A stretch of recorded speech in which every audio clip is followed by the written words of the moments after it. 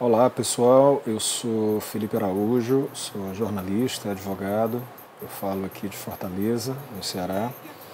Eu decidi criar esse espaço, essa série de vídeos aqui nas mídias sociais para poder falar de coisas da cultura que me emocionam, que me estimulam, enfim. E a ideia é trazer alguns comentários, trocar algumas experiências, algumas ideias com vocês. E nesse período de isolamento, eu tive a oportunidade de ler e reler também algumas coisas que há muito tempo eu queria ter lido e ter reencontrado, né? Eu acabei de reler, por exemplo, esse monumento aqui. Esse aqui é uma edição do Grande Sertão Veredas, Guimarães Rosa, de 2019, uma edição recente.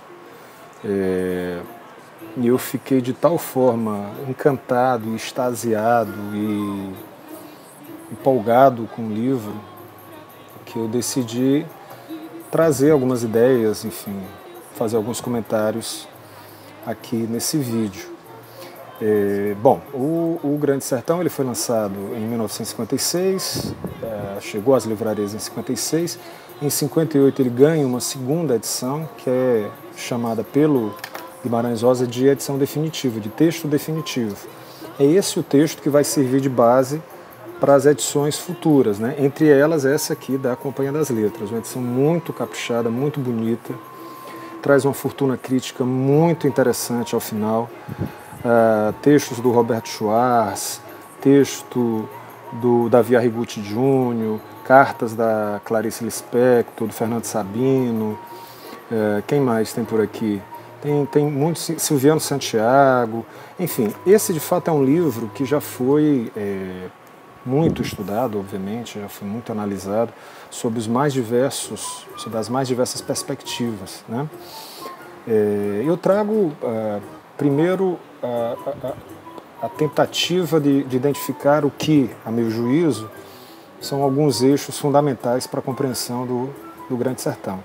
O primeiro deles é a linguagem, né? Essa linguagem inventiva, engenhosa do Guimarães Rosa, que mistura português arcaico com neologismo, inverte a ordem das palavras, enfim, e se utiliza do português, digamos, mais simples, do sertanejo, e com isso ele constrói uma linguagem absolutamente fantástica, fantástica. Quem eventualmente não leu e for se aventurar por essa travessia do Grande Sertão, certamente vai sentir dificuldade ali nas 10 primeiras páginas, 15 primeiras páginas, que é quando Guimarães apresenta o seu jogo de linguagem, e aí somente aos poucos é que você vai sendo ganho, você vai sendo absorvido por essa linguagem. Na verdade, essa linguagem ela vai impregnar o leitor, a gente fica completamente impregnado dessa linguagem. A gente passa a pensar usando a linguagem do Guimarães Rosa, isso é impressionante. Então a linguagem eu diria que inclusive é um personagem importante do livro. Se não um personagem, mas um componente importante do livro do Guimarães. O segundo aspecto é o dilema entre bem e mal, né? Essa dicotomia moral que serve de pano de fundo para a história. Bom, o sertão do Guimarães Rosa é um sertão geograficamente localizado em Minas, em parte da Bahia e em parte de Goiás. É nessa região que se dá a travessia do protagonista, o Riobaldo, que é o personagem que está o tempo todo se perguntando sobre o bem e sobre o mal, sobre Deus e sobre o diabo, sobre a existência de Deus e a não existência do diabo. E essas fronteiras entre bem e o mal acabam se diluindo e essas noções vão se entrecruzando, o que dá uma complexidade às ideias colocadas no livro absurda, né? Assim, é um livro muito rico nesse sentido. É um livro que foge a qualquer tipo de maniqueísmo, nessa estruturação entre o polo do bem e o polo do mal, enfim, essas noções se cruzam. É um livro de uma pegada muito existencialista nesse sentido.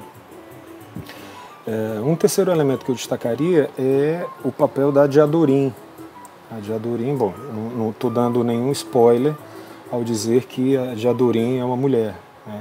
Isso só é revelado ao final do livro, mas depois de tantos anos de discussão sobre o Grande Sertão, todo mundo já sabe disso. A questão é como a Diadorim optou por ser homem, entre aspas, se vestir de homem, se misturar aos jagunços, né, para poder sobreviver, né, aos lugares pré-determinados à mulher naquele sertão, né, que é um sertão atravessado pela jagunçagem, né, que estão em conflito, os grupos de jagunços estão em conflito entre si,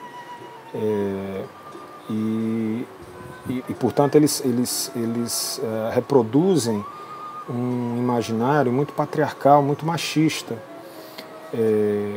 que localizaria ou limitaria a existência da Diadorim a determinados papéis, a determinadas circunstâncias. E ela adota esse alter ego masculino para tentar fugir disso. Então é interessante essa leitura do protagonismo feminino da Diadorim, mesmo fantasiada, mesmo disfarçada de jagunço homem, né? E o Riobaldo se apaixona perdidamente por aquele jagunço, né? Inicialmente ele se apaixona pelo Reinaldo, já desde garoto, né? Em determinado momento da narrativa, muitos anos depois eles se reencontram e o Reinaldo conta para o Riobaldo que ele, na verdade, chama-se Diadorim. E a revelação sobre o gênero da Diadorim só vem mais ao final do romance. E o Riobaldo se apaixona por aquele jagunço e não sabe o que fazer com aquele afeto. Ele não é homossexual, então ele fica absolutamente perdido diante daquele afeto potente, daquele afeto avassalador que ele sente, aquele amor que ele sente por um outro homem, que ele imagina que é um outro homem, que todos imaginam que é um outro homem. Então isso também dá uma leitura muito, muito interessante ao romance. Por fim, eu retomaria a ideia do Antônio Cândido, quando Antônio Cândido faz uma diferenciação entre o sertão do Euclides da Cunha e o grande sertão do Guimarães Rosa, né? No sertão do Euclides da Cunha, você tem claramente dividido o estudo sobre a terra, depois o estudo sobre o homem, depois o estudo sobre a luta. No grande sertão do Guimarães Rosa, esses elementos todos eles estão entrelaçados. E um determina o outro, de forma recíproca. O homem determina a terra determina o homem, mas o homem também determina a terra. A luta determina o homem, mas o homem também determina a luta, e assim por diante. Então você tem essa multiplicidade de influências que supera ou amplia a perspectiva colocada anteriormente pelo Euclides da Cunha. Esse livro é fantástico, gente. Tem influência do Fausto também, no pacto, no não pacto, que o Riobaldo trata com o diabo, faz com o diabo. Eu queria, para finalizar, só ler esse trecho. Essa edição, como falei, é uma edição muito bonita, ela traz uma fortuna crítica fantástica e reproduz aqui duas cartas. Uma carta entre uma troca de correspondências entre Fernando Sabino e a Clarice Lispector.